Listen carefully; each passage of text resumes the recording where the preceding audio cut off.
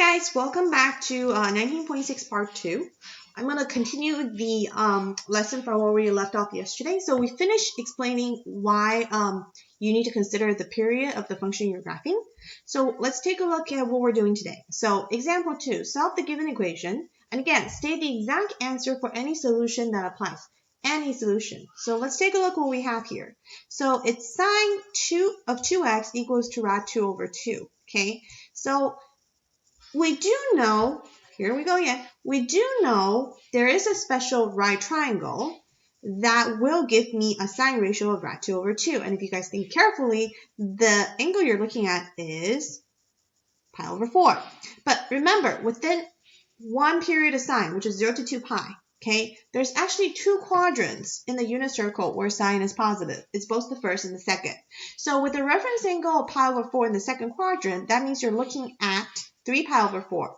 So the next thing we're going to do, okay, again, find my equation editor here, is I'm going to go in and type, now be careful. Here's the thing though. It's not x equals to pi over 4 because you're saying sine of whatever this angle is, which is represented by 2x, is equal to rad 2 over 2. That must mean 2x is actually equal to, first of all, pi over 4. Okay, let me enlarge this.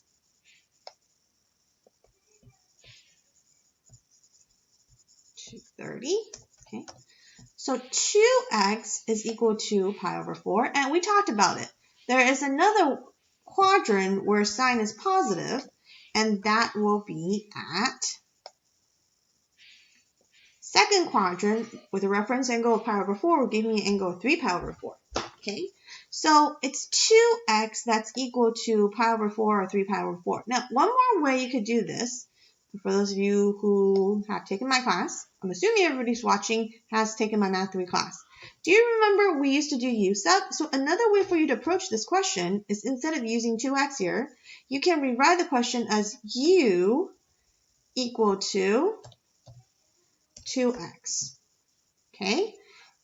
If your u equals to 2x, then the question now becomes, okay, sine of u is then equal to rad 2 over 2.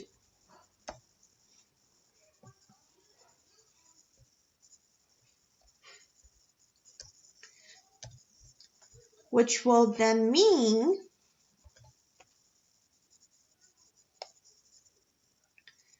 we're talking about u equal to pi over 4. Okay. And then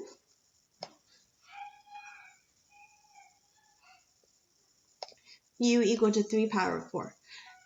But honestly, I don't really care which way you do it. But for some of you guys, rewriting it back into u and substituting u back in for 2x really does help you focus on the actual concept. So I don't care if you go directly to 2x or you have to use u sub. It's up to you guys because u sub, again, is a tool to help you make something very complicated into something simple that we know how to do. Okay, so either way, you're going to come to 2x equals to pi over 4 and 2x equals to 3x plus over 4. So we're going to have to go ahead now solve for x. Now, obviously, you guys know how to solve for x. Most of you guys we divide by 2. This is already a fraction. I don't want to divide by another number because that would make a complex fraction. So how about instead of dividing by 2, let's just multiply by the reciprocal, which is 1/2. Okay? If that happens, then I should get x equals to, guessed it, pi over a, and x equals to 3 pi over a.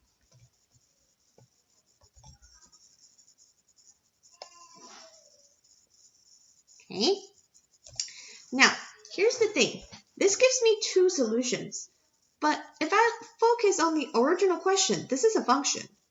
It's a function as seeing y equals the sine of 2x. If I were to graph this graphically, or solve this equation graphically, I'm going to be graphing y equals the sine of 2x and y equals to rad 2 over 2 and see how many times those two graphs intersect.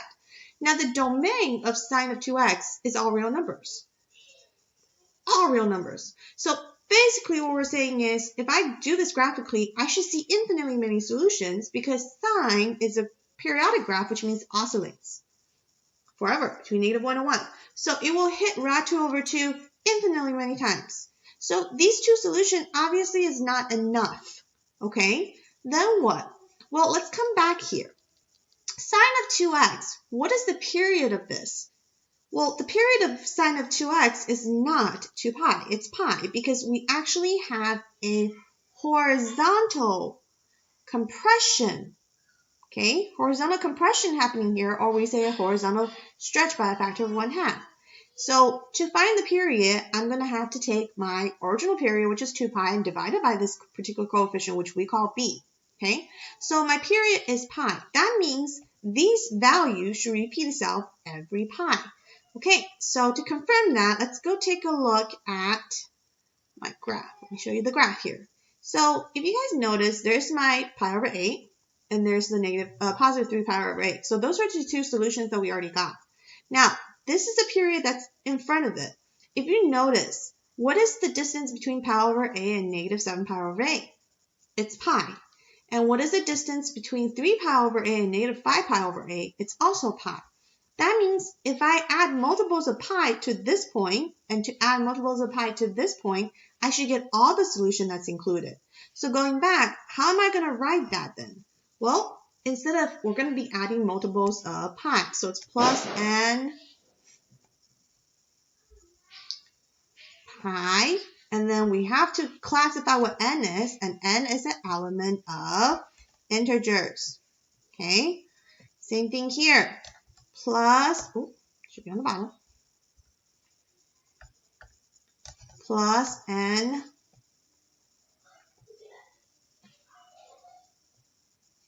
pi.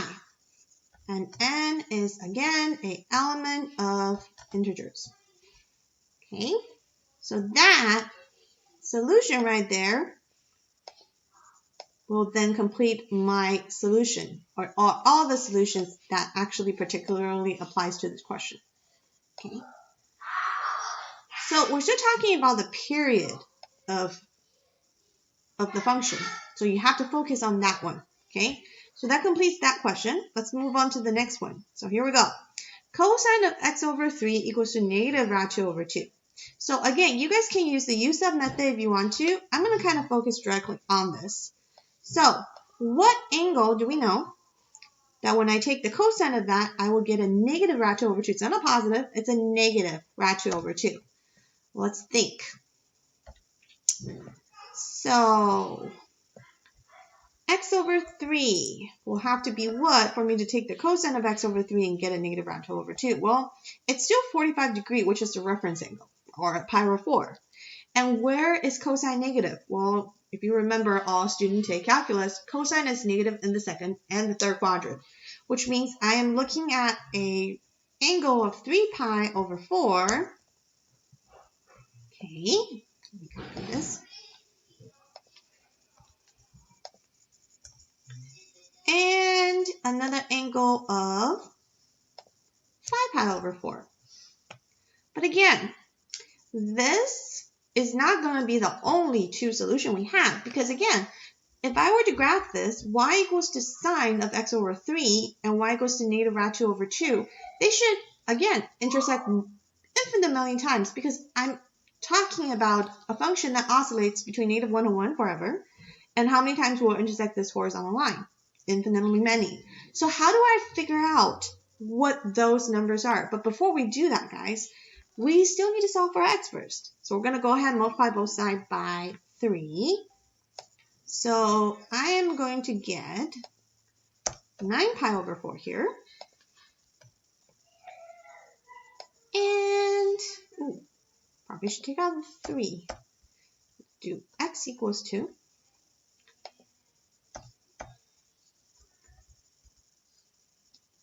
Okay, 15 pi/4. What is the period for cosine of x/3? This is a horizontal stretch by a factor of 3. So that means the original period was 2 pi. 2 pi horizontally stretched by a factor of 3, which should mean a period of 6 pi. So theoretically, okay, this should be plus 6n pi. Oops. Should not have. Okay, redo this. Plus, because we're talking about multiples of 6 pi, again, we have to define what that n is. N is an element of integers. So here, plus 6n pi, and n is an element of integers. But let's verify that. So cosine of x over 3, let's go back and change our function here. Change to cosine of x over 3. I'll change my horizontal line to negative. Okay, now obviously my original period is not, my original domain on this graph is not big enough, so I'm going to fix that. Since one period is 6 pi, so I'm going to go from negative 6 pi to positive 6 pi. That gives me 12 pi. I'm going to go by pi's. Okay, now let's take a look. So here it's negative 15 pi over 4, negative 9 pi over 4, 9 pi over 4, and 15 pi over 4. So let's take a look. This point should correspond to this one. So the distance between negative 15 pi over 4 and 9 pi over 4, you guessed it. That when you do the distance, which means you're taking the absolute value of the difference between the two, or you can just take 9 pi over 4 minus negative 15 pi over 4, you get 24 pi over 4, which is 6 pi. So when I add 1/6 or subtract 1/6 pi from this point, I do get to here. The 15 pi over 4.